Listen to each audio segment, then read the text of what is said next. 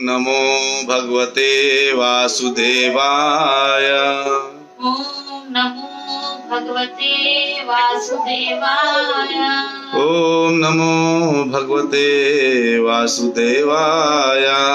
ओम नमो भगवते वासुदेवाय। ओम नमो भगवते वासुदेवाय। ओम नमो भगवते वासुदेवाय।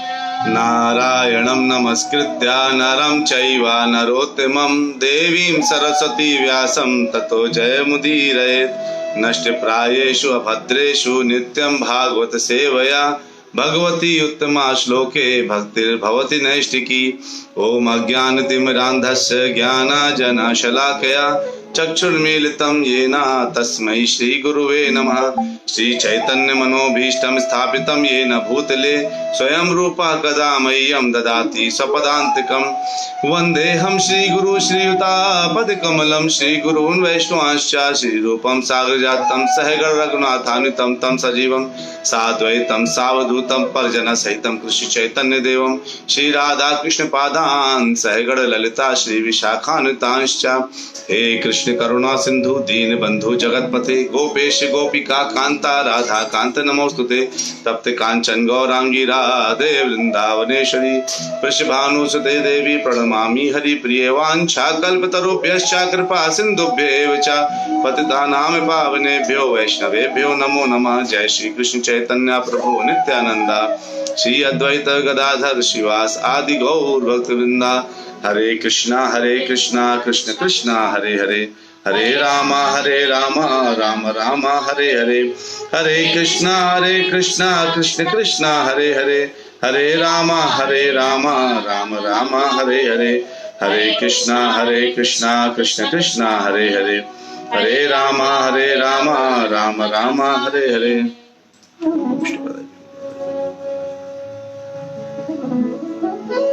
हरे कृष्णा।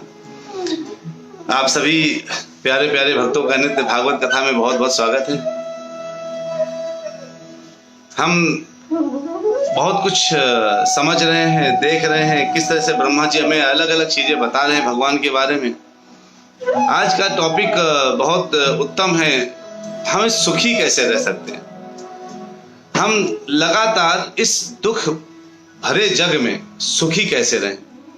हमने ये इस श्लोका का तात्पर्य को इसका टॉपिक बना दिया है। तो हम सुखी कैसे रह सकते हैं इस चीज को हम थोड़ा सा समझेंगे।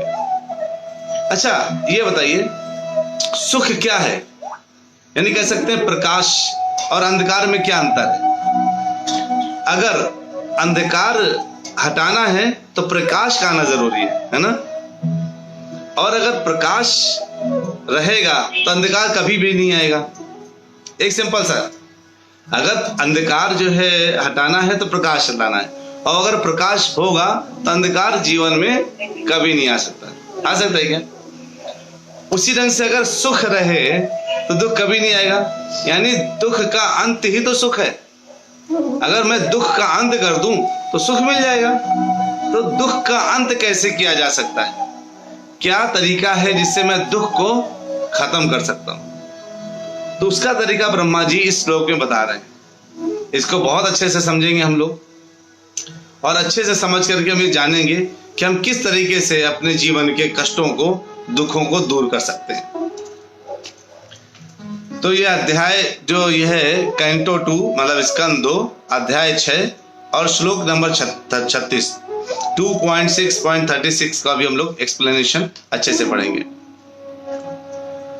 नतोऽस्म्यहं तच्चरणं समीयुषां भवच्छिदं स्वस्त्ययनं सुमङ्गलं। यो आत्ममाया विभवं स्म पर्यगाद् यथा नभः स्वान्तमथा परे कुतः। बहुत प्यारा श्लोक है, प्रभा जी ने बहुत अच्छे से इसको एक्सप्लेनेशन किया है। हमारे प्रभा जी इस्कॉन के संस्थापक हैं। आजीवन जिन्होंने भगवान की सेवा में लगा दिया, और जीवन के अपने 70 वर्ष की उम्र से उन्होंने विदेशों में भी प्रचार करना शुरू किया और सैकड़ों मंदिर खड़े कर दिए।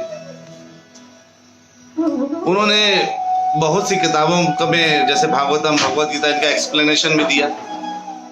हम अगर प्रभुपाद जी ने इतना मेहनत करी है तो किसके लिए करी है?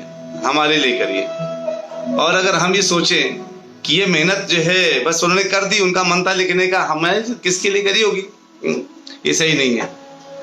हमें प्रभुपाद जी की मेहनत का किसके लिए लिखा है? हमारे लिए लिखा है। हम पढ़ेंगे तो उनको क्या मिलेगा? खुशी मिलेगी। आप अगर आप कमाते हैं बच्चों के लिए और बच्चे उस पैसों का इस्तेमाल अपनी विद्या में और अपने आगे बढ़ने के लिए करते हैं तो आपको प्रसन्नता मिलती है। या आपने कुछ बच्चों के लिए छोड़ दिया और बच्चों ने उनका इस्तेमाल किया तो आपको प्रसन्नता मिलती है, चलो मेरी मेहनत सफल हो गई। ऐसे प्रभुपाद जी ने कहा था कि मैं अपनी पुस्तकों में हमेशा जीवित रहूंगा। तो प्रभुपाद जी कभी जा नहीं सकते हमें छोड़कर, वो हमेशा अपनी पुस्तकों में है और इन पुस्तकों में रह करके वो हमें लगातार दिशा देते रहेंगे, गाइड करते रहेंगे। यहाँ पे कहते हैं नतः अस्मि अहम नतोस्मि अहम। संस्कृत एक बहुत अच्छा लैंग्वेज है जिसमें क्या करते हैं, संस्कृत में संधि विच्छेद और संधि करते हैं। शब्दों का संधि हो सकता है, जैसे हिंदी में संधि नहीं करते हम लोग मोस्टली, लेकिन संस्कृत में संधि करते हैं। तो कहते हैं नतः अस्मि अहम, मतलब नतोस्मि अहम तच्चरणम, तच्चरणम यानी तच्चरणम। किनके चरण में सर झुका रहे ब्रह्मा जी? भगवान के चरण में सर झुका रहे हैं। क्या कहते हैं कि लिए मेरे लिए श्रेयस्कर क्या होगा, यानी हम सब के लिए श्रेयस्कर क्या होगा? जो ब्रह्मा जी कौन है? सबसे ऊंचे पोस्ट में बैठे हुए व्यक्ति, जो सबके पिता के पिता है मनु, जिनको सबसे पहले जिनको जो है बोला जाता है कि सबसे पिता है सबके, जितने जो है मनुष्य हैं उन सबके पिता मनु हैं। और मनु के पिता कौन है? मनु के पिता ब्रह्मा जी हैं। तो इतने यानी वो सबके परम पिता वो क्या बोलते हैं? कहते हैं कि मैं आते हो नतोस्मि हम तच्चरणम समीयुषाम भवच्छिदम स्वस्थयनम सुमंगलम। कहता मेरे लिए श्रेष्ठकर ये होगा कि मैं भगवान कृष्ण के चरण कमलों को अपने आप को समर्पित कर दूं, आत्मसमर्पण कर दूं उनके चरणों में। हम जब आत्मसमर्पण करते हैं, अच्छा ये होता है, ये बच्चे जो होते हैं वो अपने माता पिता पर पूरे डिपेंडेंट होते हैं। अपने माता पिता की उंगली पकड़ के चलते हैं और वो क्या करते हैं? खुश रहते हैं। यानी हर चीज के लिए उन पर डिपेंडेंट है, हर चीज के लिए माता पिता पर डिपेंडेंट है। इसलिए क्या है, वो टेंशन नहीं लेते, है ना। पैसा कहाँ से आएगा नहीं, उनका काम होता है डिमांड करने का। उनको मतलब मुझे पैसा है कि नहीं है ना। मेरे बर्थडे में मुझे ये चाहिए, मुझे इस समय यहाँ घूमना है, मुझे वहां जाना ही जाना है, मुझे ऐसा करना ही करना है ना। तो जो है अगर ये सब बच्चे क्यों, क्योंकि टोटली डिपेंडेंट हैं, समर्पित है पिता माता पर। माता पिता मारते भी हैं तो भी भाग के बच्चे माता पिता की गोद में लपेटते हैं आकर के। ध्यान दीजिए, अगर आप बच्चों को मारते हैं तो जब बच्चे छोटे होते हैं, जब निश्चल होते हैं, निष्कपट होते हैं, बड़े मतलब इतने होते हैं कि वो उन्होंने जो आपको सुना और जब वो आप उन पर जो है मारते भी है तो भाग कर आप ही की गोदी में चिपक जाते हैं आकर के। अगर हमारा ऐसे ही पिता, अगर हमें भगवान हमें कष्ट दें, कभी कभी कष्ट मिलता है और हम भगवान के शरणागत हो जाए, हे भगवान आपने मुझे कष्ट दिया है, मैं आपके शरण में आया हूं। अगर इस भाव से आप उनके शरणागत हो जाते हैं, भगवान क्या करते हैं फिर? आपने अभी भी थप्पड़ मारा था, बच्चे आपके पास आए तो आप उनको फेंक नहीं देते, आप उनको गले लगा लेते हैं और प्यार करने लगते हैं। बिल्कुल प्रैक्टिकल बात है। जो आध्यात्म में वही भौतिक जगत में भी है। आध्यात्मिक जगत और भौतिक जगत में केवल एक ही चीज है, क्या? आध्यात्म जगत का रेप्लिका यानी परछाई भौतिक जगत है। क्योंकि भौतिक जगत असली नहीं है। क्या हमारी परछाई असली है क्या? यानी कोई परछाई देख के बोले देखो वो ओमकारेश्वर खड़ा है। परछाई अपने मन से कुछ नहीं कर सकता। जब तक मैं कुछ नहीं करूं, जब तक शरीर कुछ नहीं करेगा, उसका शैडो क्या करेगा? कुछ नहीं। वैसे ये भौतिक जगत है, जो दिखता ओरिजिनल है लेकिन है नहीं ओरिजिनल। ये आध्यात्म जगत की परछाई है। तो जो यहाँ हो रहा है वो वहां हो रहा है। यहाँ बच्चे को मारते हैं तो माता पिता उसको गले लगा लेते हैं जब वो भाग के आता है। उसी तरह से जब हमारे भगवान कृष्ण अगर हमें मान लीजिए कोई कष्ट देते हैं, जिसको हम कष्ट महसूस करते हैं, अगर हम उनके शरण में भाग के चले जाएं तो हमारे कष्ट, हमारे पास कष्ट नहीं रह जाते। वो हमें भी बड़े प्यार से हमें गोद देते हैं और इतने प्यार से लेने के बाद क्या करते हैं अगर हम इतने प्यार से भगवान के शरणागत होकर के भगवान को जो है समर्पण करके खुद को, अगर हम ये देखें कि भगवान किस तरह से हमें सुख देने लगते हैं, मतलब कष्ट खत्म हो जाते हैं और हमें लगता है जैसे किसी ने हमें गले लगा के रखा हो। तो यहीं पे ब्रह्मा जी भी यही बोल रहे हैं। ब्रह्मा जी कह रहे हैं कि शेषकर क्या होगा कि मैं उनके चरणों में आत्मसमर्पण कर दूं, क्योंकि जब समर्पण कर दूंगा तो मुझे अपने दुख याद ही नहीं रहेंगे, और जब दुख नहीं रहेंगे तो केवल सुख ही सुख होगा ना। जिस तरह से मैंने बताया, अंधकार की कमी ही प्रकाश, यानी प्रकाश की प्रेजेंस से अंधकार गायब। वैसे अगर दुख नहीं हो जीवन में तो ऑटोमेटिकली सुख ही सुख होगा। परमजीत प्रभु जी पूछ रहे हैं फेसबुक में, प्रभु जी जीवन में सफलता कैसे पाएं? बहुत अच्छा प्रश्न है प्रभु जी। और जो है इस प्रश्न का उत्तर भी यहाँ पे आपको मिलेगा। अगर आप ध्यान से सुनिएगा इस कथा को, आपको इसमें उनका उत्तर जरूर मिलने वाला है कि जीवन में सफलता कैसे प्राप्त कर सकते हैं और सफलता का मतलब क्या है। हमने पहले भी डाला है 1-2 लेक्चर, उसमें आप देखिए, उसमें बहुत अच्छे से एक्सप्लेनेशन है, उसका हम रेफरेंस भी आपको दे देंगे। कहते हैं क्योंकि केवल वे ही मनुष्य के जन्म मृत्यु के चक्र से उबार सकते हैं, यही सफलता है प्रभु जी, परमजीत प्रभु। ये जन्म मृत्यु का चक्कर है, यानी क्या है, जन्म मृत्यु जरा व्याधि, मैं कैसे इससे बाहर निकलूं। अगर मुझे ये ज्ञान हो जाए कि मैं इस जन्म मृत्यु जरा व्याधि से कैसे बाहर निकल सकूं, वही असली सफलता है। नकली सफलता क्या है, यहां पर बहुत ऊंची पद में बैठ जाना, बहुत ऊंचे पद में। क्योंकि एक व्यक्ति था, प्रभु जी उदाहरण देते हैं, जिसने क्या किया, कहता मैं सबके जीवन की रक्षा के लिए एक हॉस्पिटल बनाऊंगा। उसने एक सफलता प्राप्त करी, हॉस्पिटल बनाया, उसने बहुत बड़ा हॉस्पिटल बनाया, और जिस दिन इनॉग्रेशन था उसी दिन उसका देहांत हो गया, खुद मर गया। दूसरे के जीवन की रक्षा के लिए उन्होंने क्या किया था, एक अस्पताल बनाया। क्या ये सफलता थी? हाँ, ये अच्छी बात है, ये एक सत्कार है, सत्कर्म है, सबके लिए आपने एक अस्पताल बना दिया। लेकिन क्या इससे जीवन की रक्षा हो सकती है? यानी आप सफल नहीं थे, आप सत्कार किया आपने, सफलता नहीं मिली आपको। सफलता कैसे प्राप्त होगी?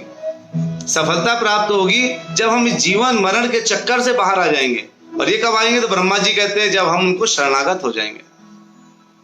क्यों? केवल भगवान कृष्ण ही जीवन मरण के चक्कर से बाहर निकाल सकते हैं। क्योंकि भगवान कहते हैं ना कि जो मेरे गोलोक धाम में आता है, यद गत्वा न निवर्तन्ते, वापस नहीं जाता। एक बार आ गया तो बस वहां पे कभी भी दुख नहीं है, क्योंकि वहां दुख है ही नहीं, इसलिए सुख ही सुख है।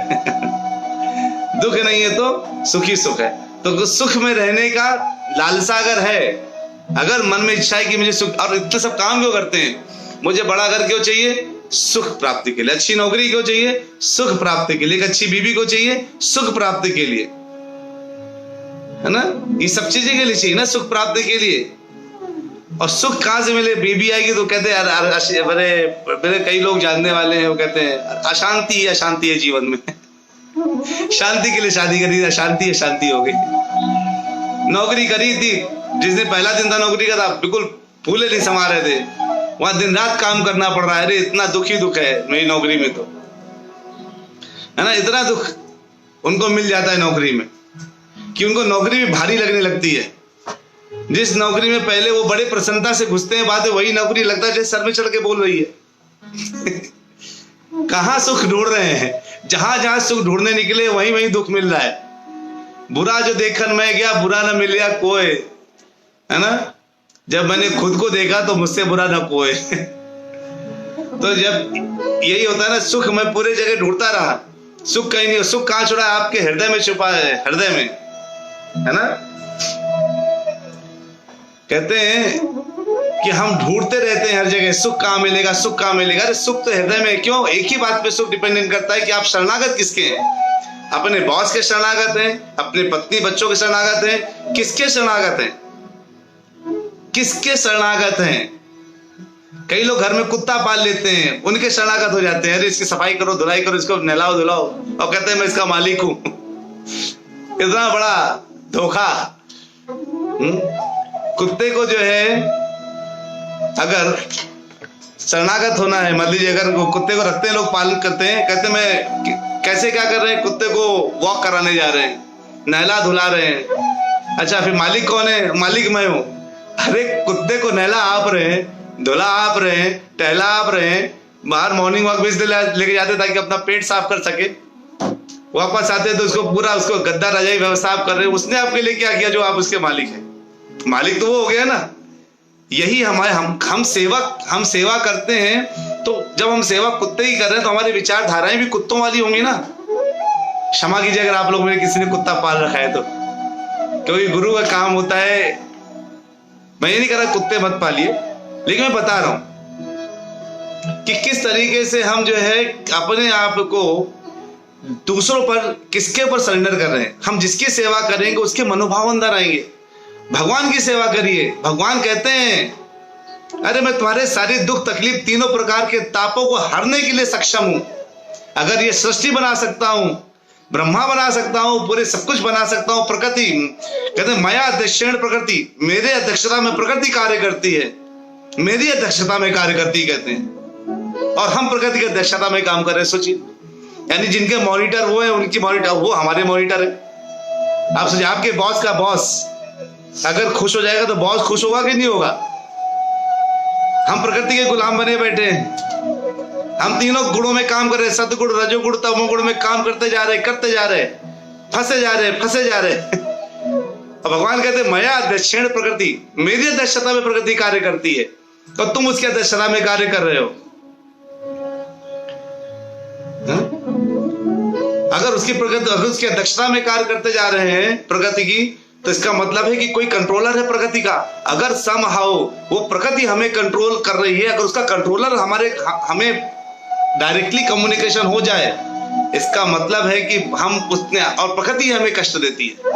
ध्यान से देखिए, जितने प्रकार के दुख हैं, या तो आदि दैविक, आदि भौतिक, आध्यात्मिक, ये 3 प्रकार के दुख हैं दुनिया में, इससे ज्यादा चौथा दुख नहीं है। आदि दैविक, भूकंप आ गया, बिल्कुल सब फैल गया है ना, आग लग गई अचानक। आदि भौतिक, कोई दूसरा व्यक्ति आपको कष्ट देने में लगा हुआ है, या तो मच्छर काट के जा रहा है, कीड़ा काट के जा रहा है, पड़ोसी आके लड़े जा रहा है ना, पुलिस वाले आकर के आपको जबरदस्ती पकड़ लिए, है ना, चोर आके चोरी करके चला गया, डकैत आके डाका डाल के चला गया। कम है दुख। हर समय डर बना रहता है कहीं कोई मिल ना जाए जो हमसे नंबर 2 का पैसा हमसे खींच ले, कहीं नौकरी ना चली जाए, हमारा बॉस हमें परेशान करता रहता है। सब आदि भौतिक। आध्यात्मिक, अंदर से कहते हैं शांति नहीं मिल रही है, बीपी बढ़ गया, शुगर बढ़ गया, घबराहट हो रही है। इन तापों, तो भगवान कहते हैं मेरी शरण में आओ, मैं तुम्हें तीनों तापों को हरने के सक्षम। और कहते हैं, और हमें उपदेश कौन ये दे रहे हैं? पितामह ब्रह्मा जी। ब्रह्मा जी को पितामह बोलते। पितामह कौन होते? पिता के पिता, यानी सबके परम पिता भगवान। जो परम पिता है वो कौन है? ब्रह्मा जी। और ब्रह्मा जी हमें सजेशन दे रहे हैं कि ये आत्मसमर्पण कल्याणप्रद होगा और इससे समस्त सुख की अनुभूति होगी। हमारे पिता के पिता हमें सजेशन दे रहे हैं कि ये आत्मसमर्पण कर दो, और इस आत्मसमर्पण करने से तुम्हें क्या मिलेगा? एक शांति मिलेगी, सुख प्राप्त होगा। एक सेकंड, मेरा जो है थोड़ा सा मोबाइल डिस्चार्ज हो रहा है, एक सेकंड के मैं चार्जिंग में लगा दूं, ताकि आप लोगों को ये बीच में अचानक रुके नहीं जो कथा चल रही है। तो इसमें ब्रह्मा जी कितना कॉन्फिडेंटली बोल रहे हैं, समस्त सुख की प्राप्ति के लिए, है ना। समस्त सुख की प्राप्ति के लिए क्या करना पड़ेगा? आत्मसमर्पण, भगवान के चरणों में आत्मसमर्पण करना पड़ेगा। और इसी के साथ साथ ये भी कहते हैं भगवान की शक्तियां असीम हैं। ये कौन? ब्रह्मा जी कहते हैं मुझे वेद का ज्ञान भगवान ने अपने बांसुरी से मेरे डायरेक्टली हृदय में डाला था, सारे वेदों का ज्ञान। और मुझे पता है कि भगवान क्यों। उन्होंने वेद का एक उदाहरण दिया, कहते हैं ये श्वेताश्वर उपनिषद का है, श्वेताश्वर उपनिषद का उदाहरण है। परास्य शक्ति विविधैव श्रूयते स्वाभाविकी ज्ञान बल क्रिया च। कहते हैं सबों में महान है वो भगवान, सबों में महान है, और सबों महान भी है, असीम भी है शक्तियों के साथ। और ये सब कोई ये स्वीकार करता है कि एक शक्ति जिससे सब कुछ चल रहा है वो स्वयं भगवान कृष्ण है। भगवान इस चीज के किसने बोला है? ईश्वर परमा कृष्णा सच्चिदानंद विग्रह अनादिर आदिर गोविंदा सर्व कारण कारणम। ब्रह्मा जी बोल देते हैं, भागवतम बोल देती है, भगवत गीता बोल देती है, माया दर्शन। भगवत गीता भगवान कहते माया दर्शन प्रगति, मेरा दर्शन में प्रगति कार्य करती है। ये सब कौन बोल देते हैं? अब सोचिए 84 लाख योनियां कमजोर नहीं होती, कम नहीं होती, 84 लाख। सोचिए कितनी 84 लाख योनियां। भटकते भटकते भटकते भटकते प्राणी कहां तक घूमता है। एक सर्वसाधारण इतना आसान तरीका बताया गया है अपने दुख को बाहर करने का। सुख ही सुख कैसे बरसे और दुख कैसे गायब हो जाए, इसका सबसे आसान तरीका क्या है? केवल हरे नाम हरे नाम हरे नाम अयो केवलम। केवल हरि का नाम लेते रहिए। अगर हरि का नाम लेते रहेंगे तो भगवान तीनों प्रकार के तापों से हमें मुक्त करते हैं, हमें सुख शांति देते हैं, और अगर शांति है तो सुख है। भगवान कहते हैं लोग सुख के पीछे पड़े हैं और अशांत होते चले जाते हैं। वो किसमें सुख ढूंढ रहे हैं? भौतिक संसाधनों में सुख ढूंढ रहे हैं। और सुख कहां पर है? केवल अध्यात्म में सुख है। भौतिक संसाधनों द्वारा मिला गया सुख क्षणिक सुख होता है। एक व्यक्ति है जिनको गुलाब जामुन बहुत पसंद है, मान लीजिए आप लोग सोचिए जितने लोग बैठे, मानिए आपको गुलाब जामुन बहुत पसंद है, गुलाब जामुन पसंद है, आपको कोई बहुत अच्छा खाना पसंद है, आपको बनेगा चलिए गुलाब जामुन खाते हैं, आपको खिलाते हैं आज। और आपने जो है मैंने पहले आपको एक गुलाब जामुन खिलाया, आपने वाह वाह वाह मजा आ गया भाई, और एक हमने आपको एक और खिला दिया। 2 खा के हमने बड़ा आनंद आया, फिर हमने आपको 10 खिला दिए। 10 खाने के बाद क्या हुआ? और मजा तो आ गया, बस अब थोड़ा पेट थोड़ा भारी हो गया है, अच्छा 2-5 और खा लीजिए। 20 खिलाने के बाद क्या हालत हो जाएगी? गुलाब जामुन अच्छा लगेगा क्या? वही गुलाब जामुन आपको नुकसान करने लगेगा।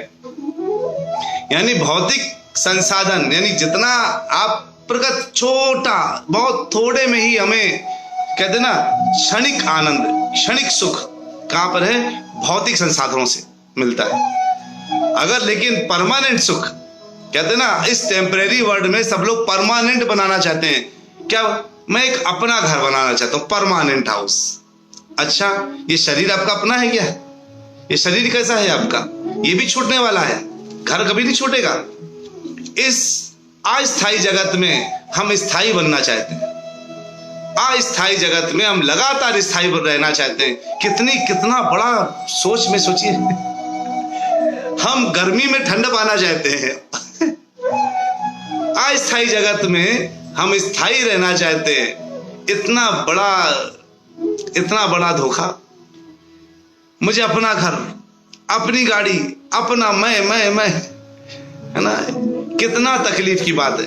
हमें छोटी सी अंडरस्टैंडिंग ये नहीं है कि सब कुछ जो दिख रहा है सब विनष्ट होने वाला है, विनाश होने वाला है। और जो स्थायी है हमने इसको छोड़ करके किसकी तरफ भाग रहे हैं? अस्थायी तरफ भागने में लगे हुए। ये कितना, अगर मैं आपसे बोलूं कि एक बलून है और एक फुटबॉल है, आप बलून से वॉलीबॉल खेलिए और वॉलीबॉल को जो बॉल है उसको जो है आप मत खेलिए। अब दोनों में क्या चुनेंगे वॉलीबॉल खेलने के लिए? अच्छा नहीं, मैंने आपको दिया एक ऑप्शन, एक बास्केटबॉल का बॉल दिया और एक बलून में वाटर भर के आप एयर भर के दिया, कौन सा ज्यादा चलेगा? बास्केटबॉल चलेगा ना। अगर आपको खेलना है तो बलून तो फट जाएगा। तो ये प्रगति भौतिक जगत जो देख रहे हैं फटने वाला है। आज मुझे अगर एक उदाहरण दे दीजिए कि कोई आज तक जीवित है, कोई राजा महाराजा जिसने बहुत कमा लिया, कोई ऐसा व्यक्ति जो जीवित हो? कोई जीवित नहीं। केवल कौन जीवित है पता है आपको? केवल भगवान के भक्त जीवित हैं, और कोई जीवित नहीं है। केवल भगवान के भक्त ही जीवित हैं।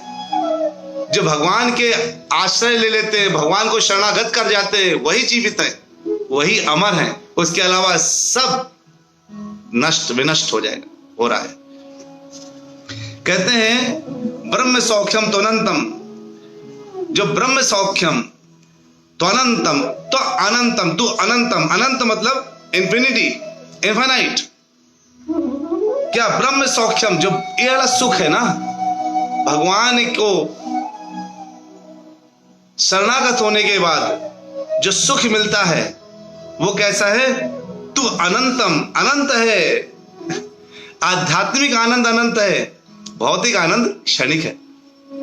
तो अगर सुख प्राप्त करना है तो दुख को खत्म करना है, दुख को खत्म करना है तो हरि नाम लेना है। भागवतम की क्लासेस अटेंड करिए, प्रचार करिए भगवान के नाम का, हर जगह दान दीजिए, गायों को बचाइए, गौ रक्षा करिए, ब्राह्मण रक्षा करिए।